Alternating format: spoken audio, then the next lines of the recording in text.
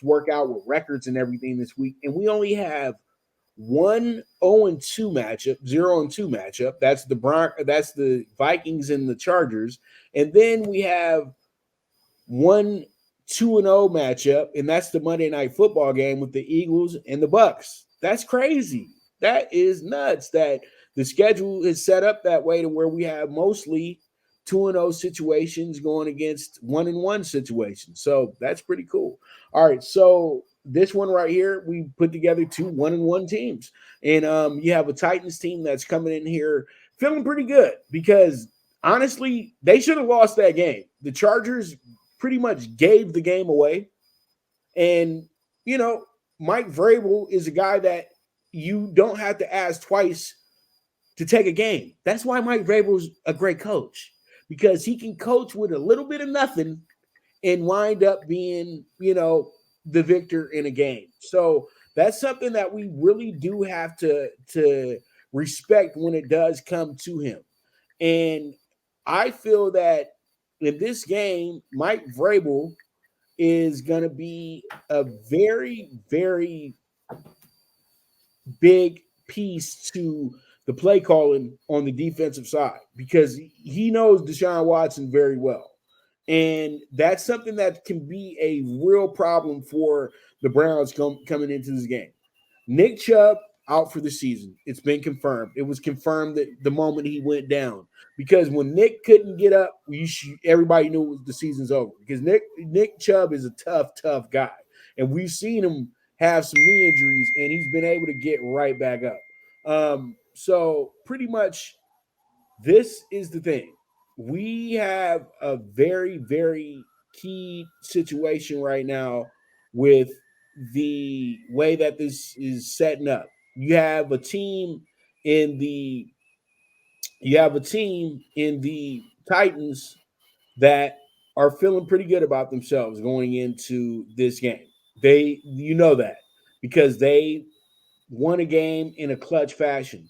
The Browns are a very confident team coming into the game because they know that they have a great defense that will be able to keep things manageable and keep things comfortable and keep them in the game.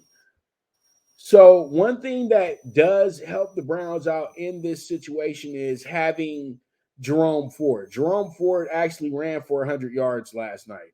And that was absolutely incredible that he was able to do that last night as well, too. So, pretty much with that, we have ourselves a very, very, very good reasoning for why this game in itself is going to be one of the better games come Sunday because you have a game that really you do not know where it's going to go at all.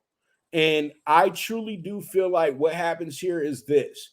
I think since we have a game where you truly don't know where it's going to go, and I know the Browns are still on everybody's mind as a team that's capable of being one of the better teams in the NFL because the defense that they have and the capability of their quarterback if he decides to become an elite quarterback again. And one thing I'm going to say before I reveal my pick is this. Deshaun Watson better be on the lookout because if DTR gets on the field, he might not ever get back on the field.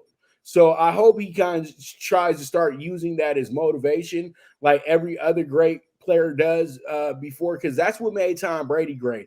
Tom Brady put it in the back of his head that his backup could take his job.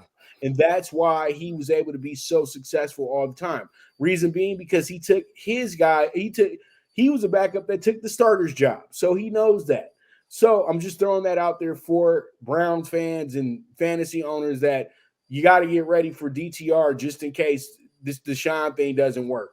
But knowing how the situation is going to go, they just can't get rid of him that easily. They just can't bench him that easily. And we both know, and Jeff schooled me on that earlier. So, pretty much that's some well wishing to be exact. But let me get down to the damn pick. And the pick is going to be this. I'm going to take the Titans with the plus 3.5. I just trust Vrabel more than Stefanski, Jeff. That's it. That's all.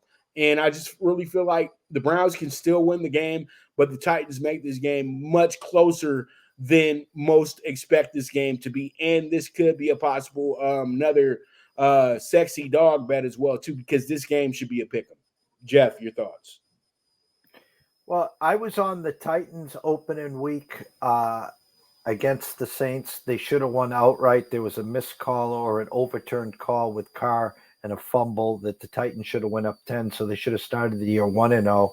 And then, of course, the poor coaching and the Chargers being the Chargers, the Tennessee won that game miraculously last week in overtime, which we had the over in that game and cashed.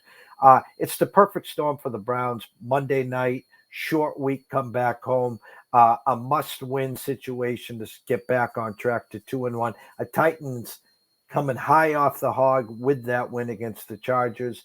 I got this at 21-17 right now. I'm going to stick to it. I bought the hook, Pops, and we get the Browns -3. I think they win by 4 or more here, Pops.